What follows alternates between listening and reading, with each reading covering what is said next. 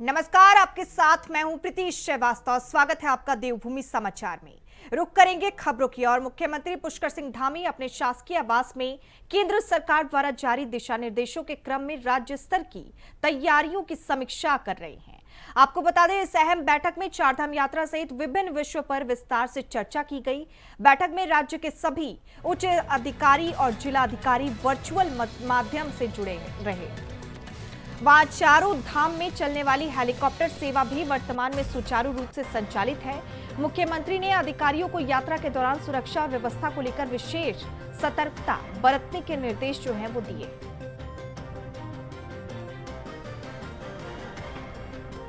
भारत पाक तनाव के बीच ये अहम बैठक जो है वो हुई है। सीएम धामी ने समीक्षा बैठक की है। हेली सेवा सुचारू रूप से संचालित कर दी गई है और अधिकारियों को सतर्कता बरतने के निर्देश जो है वो दिए गए हैं। केंद्र के निर्देशों पर राज्य की तैयारियां जो हैं वो लगातार जारी हैं। आपको बता दें, एक अहम बैठक जो है सीएम धामी ने की है। समीक्षा बैठक में कई तैयारियों पर विशेष चर्चा जो है वो की गई है। सुरक्षा को लेकर ये अहम बैठक जो है वो की गई है। इस अहम बैठक में चारधाम यात्रा सहित विभिन्न विषयों पर चर्चा जो है विस्तार से की गई है। बैठक में राज्य के सभी उच्च अधिकारी, जिला अधिकारी वर्चुअल माध्यम से जुड़े रहे। वहीं चारों धाम में चलने वाली हेलीकॉप्टर सेवा भी वर्तमान में सुचारू रूप से संचालित है। मुख्यमंत्री ने अधिकारियों को यात्रा के दौरान सुरक्षा और व्यवस्था को लेकर विशेष सतर्कता बरतने के निर्देश जो है वो जारी किए हैं।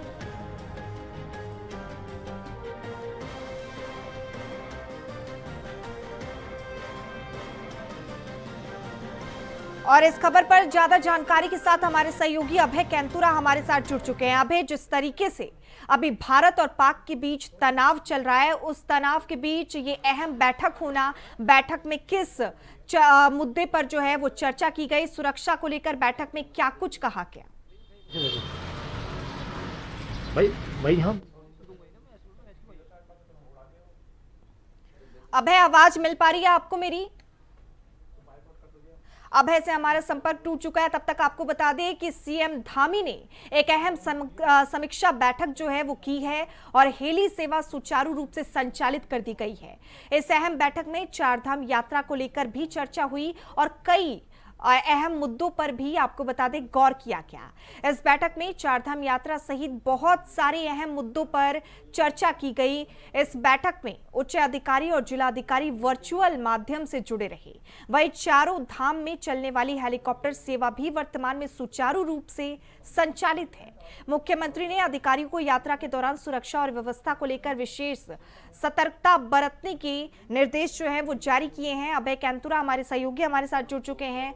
अब जिस तरीके से अभी भारत पाक के बीच तनाव की स्थिति बनी हुई है, इस बीच यह अहम बैठक होना, सुरक्षा को लेकर बैठक में क्या कुछ कहा गया, चारधाम यात्रा जो है वो अभी चारधाम यात्रा की शुरुआत हुई थी, उस पर क्या कुछ गौर जो है वो किया गया है? देखिए, जिस प्रकार से ये कह सकते हैं कि शत्रु देश लगातार जो हमले यहाँ पर कर रहा है, जिस प्रकार से उसकी मिसाइलें यहाँ पर आ रही है, ड्रोन के माध्यम से वो हमले कर रहा है, ऐसे में असुरक्षा की भावना उत्पन्न होना बहुत लाजमी है। लेकिन उत्तराखंड सरकार ने सुरक्षा के प्रबंध और यात्रा के बेहतर प्रबंध करने की जो तैयारी जो जिम्मेदारी अधिकारियों के कंधे पर दी थी, वो भी बखूबी रूप से यहाँ पर उसको धरातल पर उतारने का काम अधिकारियों की तरफ से किया जा रहा है। मुख्यमंत्री पुष्कर सिंह धामी रोजाना उस चीज़ों की मॉनिटरिंग यहाँ पर कर रहे हैं और आज भी ये कह सकते हैं कि जिस प्रकार से देश का माहौल इस समय बना हुआ है, देश में माहौल बना हुआ है, हमले की एक स्थिति या युद्ध की एक स्थिति यहाँ पर बनी हुई है। ऐसे में ये चारधाम यात्रा को कैसे और सुरक्षित बनाया जा सकता है, जो इसके ऊपर आशंका हमेशा हमले की यहाँ पर बनी रहती है, उसको कैसे समाप्त किया जा सकता है, उन सब चीज़ों को लेकर उच्च अधिकारियों को दिशा निर्देशित करने का काम मुख्यमंत्री की तरफ से यहाँ पर किया गया था। आज ये कह सकते हैं कि शासन के आला अधिकारी मुख्यमंत्री के साथ इस बैठक में मौजूद है और उसके बाद ये कह सकते हैं कि शासन के अधिकारियों के साथ साथ लगातार जो इस समय की जो परिस्थितियाँ यहाँ पर है, उन परिस्थितियों के चलते ये कह सकते हैं कि जो दूसरे जिलाधिकारी थे, जिलाधिकारियों को वीडियो कॉन्फ्रेंसिंग के माध्यम से जोड़ने का काम यहाँ पर किया गया था। और अभी की जो परिस्थितियाँ हैं, तो ऐसे में चाहे वो आईजी गढ़वाल हो या फिर जिलाधिकारी हो या फिर पुलिस के जो नोडल अधिकारी हैं, उनकी तरफ से एक यात्रा को लेकर एक सुरक्षा की बात यहाँ पर कही गई है और कहा गया है कि जी अभय, जी अभय, आपकी आवाज जो है वो नहीं आ पा रही है। तब तक आपको बता दें, हेली सेवा जो है वो बंद कर दी गई थी। अभी वापस से हेली सेवा जो है वो संचालित कर दी गई है। एक अहम बैठक जो है सीएम धामी की तरफ से की गई है। इस बैठक में चारधाम यात्रा को लेकर काफी कुछ कहा गया है। चारधाम यात्रा में सुरक्षा व्यवस्था पर ध्यान दी गई है और कई अहम मुद्दों पर बातचीत जो है वो की गई है। सुरक्षा और व्यवस्था को लेकर विशेष सतर्कता जो है वो बरतने के निर्देश दिए गए हैं। अभी भारत और पाक के बीच तनाव की स्थिति को देखते हुए ये समीक्षा बैठक जो है सीएम धामी की तरफ से की गई है। हेली सेवा जो है वो सुचारू रूप से संचालित कर दी गई है। अधिकारियों को सतर्कता बरतने के निर्देश जो हैं वो लगातार जारी किए जा रहे हैं। केंद्र के निर्देशों पर राज्य की तैयारियां जो है वो भरपूर की जा रही हैं। किसी को किसी भी तरह की तकलीफ ना हो, नुकसान ना हो, इसका विशेष ध्यान जो है वो रखा जा रहा है। मुख्यमंत्री धामी ने अपने शासकीय आवास में केंद्र सरकार द्वारा जारी दिशा निर्देशों के क्रम में राज्य स्तर की तैयारियों की समीक्षा की और इस अहम बैठक में चारधाम यात्रा सहित विभिन्न विषयों पर विस्तार से चर्चा की गई। बैठक में राज्य के सभी उच्च अधिकारी और जिलाधिकारी वर्चुअल माध्यम से जुड़े हुए हैं। वहीं चारों धाम में चलने वाली हेलीकॉप्टर सेवा भी वर्तमान में सुचारू रूप से संचालित है। अभय कैंतुरा हमारे साथ जुड़ चुके हैं। अभय, हेली सेवा जो है वो खबर थी सुबह की बंद कर दी गई है। अभी वापस एक नया अपडेट आया है कि सुचारू जो है संचालित कर दी गई है हेली सेवा। इस पर क्या कुछ तमाम जो है जानकारी है? देखिए, उत्तराखंड के लिए ये कह सकते हैं कि दो बड़ी खबरें यहाँ पर थी। पहली, जो उत्तराखंड सरकार जो चाहती थी कि खरसाली से यमुनोत्री धाम का जो हेली सेवा है, जिस प्रकार से केदारनाथ धाम में हेली सेवा चलती है, उस सेवा को उसी तर्ज पर चलाने का काम यहाँ पर किया जा सके, लेकिन डीजीसीए की तरफ से उसको अनुमति यहाँ पर नहीं मिल पाई। तो यमुनोत्री धाम के लिए जो हेली सेवा था उसको स्थगित करने का काम यहाँ पर करना पड़ा। दूसरा, केदारनाथ धाम में भी जो हेली सेवा जो संचालित हो रही थी, जिसमें 9 कंपनियां यहाँ पर हेली सेवा में अपनी सेवाएं यहाँ पर दे रही थी। श्रद्धालुओं को नीचे से यानी कि गुप्त काशी फाटा या सिरसा से सीधे केदारनाथ धाम पहुंचाने का काम उनकी तरफ से किया जा रहा था, ताकि उनकी यात्रा सफल हो सके, दर्शन कर सके। उस पर कुछ डीजीसीए की तरफ से कुछ चीज़ों को यहाँ पर रिव्यू करने का काम यहाँ पर किया गया था। जो मानक थे उन मानकों को परीक्षण करने का काम यहाँ पर किया गया था। और जिस प्रकार से हालात इस समय देश में बने हुए थे, उस चीज़ों को लेकर सुरक्षा मानकों को जांचने का काम यहाँ पर किया गया था। इसलिए कुछ समय के लिए कह सकते हैं कि जो केदारनाथ की जो हेली सेवा थी उसको स्थगित करने का काम यहाँ पर कर दिया गया था। सुबह उस समय जो केंद्र की तरफ से जो आदेश मिले थे, डीजीसीए की तरफ से जो निर्देश यहाँ पर दिए गए थे, उसके बाद से केदारनाथ धाम की जो हेली सेवा थी उसको स्थगित करने का काम यहाँ पर किया गया था। लेकिन अब पुनः वो केदारनाथ धाम की जो हेली सेवा है वो पुनः सुचारू रूप से यहाँ पर संचालित हो रही है। और जो श्रद्धालु वहाँ पर पहुंचे हुए हैं, जिनकी तरफ से हेली टिकट्स बुक करने के काम यहाँ पर किए गए थे, वो सभी ये कह सकते हैं कि हेली सेवा के माध्यम से केदारनाथ धाम में पहुंचने का काम यहाँ पर करें। तो ये बड़ी राहत की खबर उत्तराखंड के लिए कही जा सकती है। इस चारधाम यात्रा में बना हुआ है, हर जगह अलर्ट जो है वो जारी किया गया है। इस बैठक में इस पर क्या कुछ जो है अहम चर्चा जो है सुरक्षा पर निकलकर सामने आई? देखिए, मुख्यमंत्री ने जो हाई लेवल मीटिंग यहाँ पर ये करी है, जिसमें कह सकते हैं कि शासन के आला अधिकारी इस बैठक में मौजूद है और जिलों के जो जिलाधिकारी हैं वो इस बैठक में वर्चुअल रूप से माध्यम से जुड़े रहे। मुख्यमंत्री की तरफ से सबसे पहले उन स्थानों की सुरक्षा का रिव्यू करने का काम यहाँ पर किया गया है। उसके निर्देश यहाँ पर दे देंगे जो उत्तराखंड के सबसे चर्चित स्थान है, या कह सकते हैं कि जिनके राष्ट्रीय और अंतर्राष्ट्रीय स्तर पर अपनी एक अलग पहचान है। चाहे देहरादून का भारतीय सैनिक जो अकादमी है, चाहे उसका नाम हो या FRI का हो, या फिर उत्तराखंड की चारधाम यात्रा हो। जी बिल्कुल, अब भारत पाक के तनाव को देखते हुए ये समीक्षा बैठक जो है की गई है। सीएम धामी ने ये समीक्षा बैठक की है। तमाम मुद्दों पर जो है चर्चाएं की गई है इस बैठक में। तमाम जानकारी हमारे दर्शकों के साथ साझा करने के लिए और हमारे साथ जुड़ने के लिए आपका बहुत धन्यवाद। देवभूमि उत्तराखंड से इस वक्त एक राहत भरी खबर सामने आ रही है। लगातार मौसम और सुरक्षा कारणों से स्थगित की गई केदारनाथ हेली सेवा को अब फिर से शुरू कर दिया गया है। आज सुबह से ही श्रद्धालु हेली सेवा का लाभ ले रहे हैं और बाबा केदार के दर्शन के लिए रवाना हो रही है। चारधाम यात्रा के प्रमुख पड़ाव केदारनाथ धाम तक पहुंचना कई श्रद्धालुओं के लिए चुनौतीपूर्ण होता है। ऐसे में हेली सेवा उनके लिए एक आसान विकल्प बनकर सामने आई है। सरकार और प्रशासन की ओर से यात्रियों की सुरक्षा और सुविधा को देखते हुए हेली सेवा को कुछ समय के लिए स्थगित किया गया था, लेकिन अब हालात जो है वो सामान्य होते ही सेवा को बहाल कर दिया गया।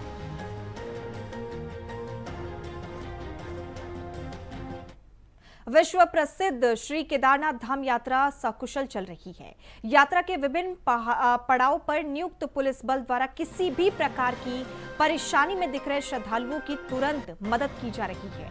आपको बता दें, हैदराबाद निवासी एक महिला जो अकेले ही केदारनाथ धाम यात्रा पर आई थी, आज केदारनाथ धाम से वापसी के समय जंगल चट्टी के पास उनका पैर फ्रैक्चर हो गया था। डॉक्टरों द्वारा प्राथमिक उपचार के बाद जंगल चट्टी में नियुक्त पुलिस बल ने उन्हें स्ट्रेचर की मदद से गौरीकुंड भेजा।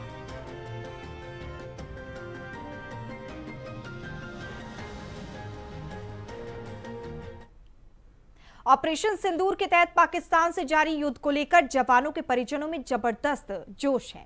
उनका कहना है कि देश के लिए उनका बेटा या भाई लड़ रहा है, ये गर्व की बात है। और वहीं भूतपूर्व सैनिकों ने भी पाकिस्तान पर तीखा हमला बोलते हुए कहा कि भारत की कूटनीति से उसका भूगोल बदल जाएगा। सुनिए क्या कहा। बेटा है फौज में और अभी उसको छुट्टी भी नहीं मिल रहा है, वहाँ पे लड़ाई चल रही है, इसलिए बात भी ज़्यादा नहीं हो पाती। वो जो फ़ोन करके बताता है अपना हालचाल और ज़्यादा बात नहीं हो पाती उनसे। तो बहुत होता है, रात भर टीवी देखती है, तो अकेली घर में। अब बेटा ये सहारा, उसके सहारा नहीं, और हमारा पूरा सपोर्ट है उसके। घर परिवार हमारे मतलब फौज के हैं सभी। मेरे पापा भी फौज में थे और भाई भी फौज में थे। उन्होंने 99 में लड़ाई लगी थी कारगिल के। तो अभी टेंशन तो होता है। मतलब बेटा को अभी थोड़ा बहुत बात होता है, अपने आप ही करता है वो। तभी मैं यही नायवाले में रहता हूँ और मेरा लड़का जो है फौज में है और अभी मेरा लड़का जो है रजौरी में है और उसकी माता भी, उसकी घरवाली भी चिंता में है। ये मतलब लड़ाई शुरू हो रखी और रात दिन भर मतलब नींद उसमें सोने में उसको दिक्कत होती है और हमें सबको मिलके पाकिस्तान वाले को हराना चाहिए, हमारी यही इच्छा है। और हम कहते हैं हम सब लोग कदम से कदम मिलाकर उससे ही लड़ाई के लिए उसका सबको मिलाकर उसे हमने निपटा। सुबेदार मेजर ऑनरी कैप्टन R.D. शाही है। मैं 2nd battalion the 8 Gorkha rifle से ताल्लुक़ रखता हूँ, जिसे मानेकशा बटालियन भी कहा जाता है। अभी जैसे आपने पूछा कि ये आपके कौन कौन उसमें है, तो मेरे दादाजी भी फ़ौज में ही थे, पिताजी भी फ़ौज में थे, मैं खुद भी 31 साल सर्विस करके आउट हुआ हूँ और मेरा बेटा भी अभी फ़ौज में है और मेरा नाती भी अभी जो है फ़ौज में ही है। तो यूँ कह सकते हैं कि हम करीब 4 या 5 पोस्ट से हमारी फ़ौज में है। और जहाँ तक ये लड़ाई का सवाल है, लड़ाई हमारे ज़माने में जो लड़ाई होती थी वो किस और किस्म की होती थी। उस समय इतने अच्छे टेक्नोलॉजी ये मिसाइल और वो नहीं हुआ करते थे। हाँ, गुत्थम गुत्था की लड़ाई हुआ करती थी। और वैसे भी मैं इन्फेंट्री से ताल्लुक़ रखता हूँ, तो गुत्थम गुत्था की लड़ाई में हमारे पास राइफ़ल हुआ करता था 303, जो कि हर राउंड के बाद रिलोड करना पड़ता था। लेकिन अभी जो टेक्निक है और अभी जो लड़ाई की स्तर है और टेक्नोलॉजी है, उससे लड़ाई उस समय के और इस समय में बहुत अंतर। हरिद्वार के बहादुराबाद में एक युवक पर जानलेवा हमला हुआ। पीड़ित युवक नितेश चौहान वाइन शॉप के बाहर अपनी गाड़ी बैक कर रहे थे, तभी 10 से 12 अज्ञात युवकों ने पथराव कर दिया और उन्हें गाड़ी से उतारकर पीट दिया। नितेश चौहान नॉर्मली ये जैसे मैं अपना कंपनी से निकला, अपना वाइन शॉप तक गया, वहां पे मैंने अपना गाड़ी खड़ी करी। गाड़ी खड़ी करने के बाद मैंने अपना जो मेरे साथ था एक वो अपना वाइन लेके आया, गाड़ी में बैठे। दूसरा मैं गाड़ी में से निकला जैसे, और वहां से मैंने अपना दुकान में से ही बोला सामान की वो ला दो। इतना गाड़ी में बैठे, गाड़ी में बैठने के बाद सामने ही एक बाइक वाला खड़ा था। उसने बोला गाड़ी हटा लो। मैंने 2 मिनट रुक जा, अभी हटाते हैं। हटाने के बाद मैं जैसे गाड़ी में बैठा, फिर मैंने जैसे गाड़ी हटाई, गाड़ी हटाती बैक करी, बैक करके मैं चलने लगा और पीछे से पत्थर मारने शुरू हुए। मैं गाड़ी से उतर के मैंने पीछे गया तो एकदम से लड़के भागे हुए है और सीधा बोला कि हाँ यही है और सीधा मारना शुरू। 10 से 12 जने थे। मेरे साथ 3 लोग थे, एक के 4 टांके हैं और एक के सर में। देहरादून से शुरू हुई कांग्रेस की संविधान बचाओ रैली अब उत्तराखंड के हर विधानसभा क्षेत्र तक पहुंचेगी। पार्टी इस अभियान को जन जन तक पहुंचाने की तैयारियों में जुट गई है। कांग्रेस का कहना है कि वो लोकतंत्र और संविधान की रक्षा के लिए ये मुहिम चला रही है। वहीं इस रैली पर बीजेपी ने तीखा हमला बोला। कांग्रेस में सबसे ज्यादा संविधान संशोधन हुए तो कांग्रेस के कार्यकाल में हुए। संविधान की मूल भावनाओं से छेड़छाड़ हुई तो कांग्रेस के जमाने में हुई। वो कुछ भी कर लें, देखिए उत्तराखंड की जनता का भरोसा कांग्रेस खो चुकी है, कांग्रेस अपनी विश्वसनीयता खो चुकी है और उत्तराखंड की जनता का कांग्रेस नेतृत्व में और कांग्रेस का नाम लेकर कोई फायदा नहीं है। लेकिन एक लबोलबाब पूरी बात आप समझ लें, 52 से लेकर 51 से लेकर 2014 तक कितनी बार संविधान संशोधन हुए हैं और संविधान की भावनाओं से छेड़छाड़ की गई है, ये कांग्रेस के कार्यकाल में हुआ है और कांग्रेस ने ही संविधान को की भावनाओं को तार-तार करने का। रुड़की से एक बार फिर बड़ी खबर सामने आई है, जहां विधायक उमेश कुमार और पूर्व विधायक प्रणव चैंपियन के बीच चल रहा पुराना विवाद फिर से गर्मा गया है। बताया जा रहा है कि आपको बता दें, विधायक उमेश कुमार के काफिले पर कथित तौर पर हमला हुआ। विधायक उमेश कुमार ने इस हमले के पीछे सीधे तौर पर प्रणव चैंपियन के समर्थकों का हाथ बताया। 1 घंटे से प्रकरण हमारे संज्ञान में आया है और जैसे कि दोनों पहले से भी उनकी आपस में मनमुटाव और विवाद रहे हैं, तो आज गाड़ी ओवरटेकिंग को लेकर के कुछ इश्यू हुआ। एक पक्ष का आरोप है, अभी ओरली उन्होंने हमें बताया है, ऑन पेपर तहरीर अभी नहीं मिली है। पुलिस हम अपने जो फैक्ट उन्होंने बताए उस पर जांच कर रही है। क्या घटनाक्रम हुआ, जैसे एक घटनाक्रम की गाड़ी में एक पत्थर पड़ा और उसका शीशा तोड़ा, एक घटनाक्रम ये है। दूसरा, कहीं सोनाली पुल के आसपास गाड़ी की ओवरटेकिंग को लेके टकराहट हुई। 2 घटनाक्रम है, तो दोनों में हम अपने एंगल से जांच कर रहे हैं, सीसीटीवी फुटेज और आई विटनेस पे।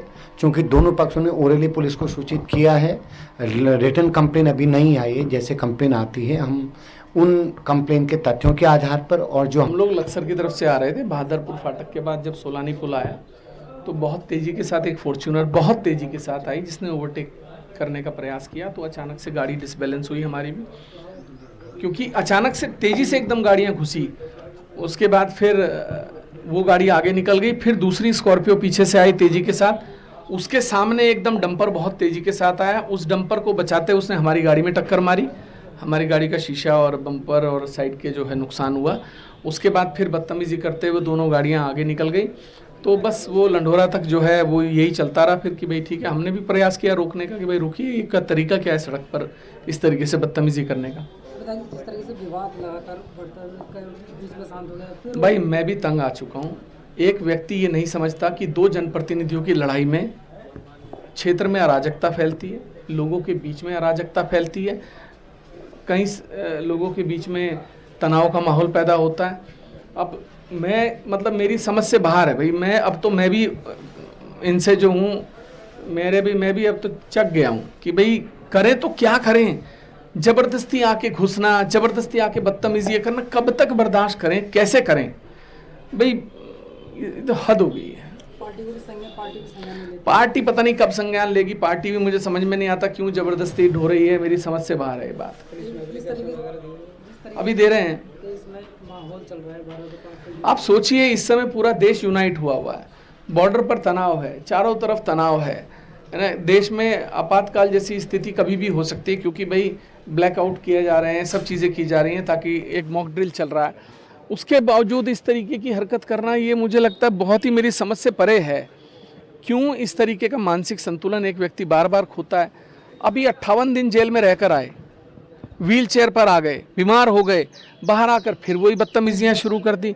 मतलब मैं समझ नहीं पा रहा हूँ इस बात को। जब वो हादसा हुआ था ये उसी गाड़ी में मौजूद थे? हाँ, ये गाड़ी में थे, आगे फॉर्च्यूनर में बैठे थे। और हम तो कह रहे हैं पुलिस से कि आप सीसीटीवी की जांच करा लो, सोलानी से लेके लंढोरा तक। देवभूमि समाचार में बस इतना ही। खबरों का सिलसिला जारी रहेगा, बने रहिए इंडिया वॉइस के साथ।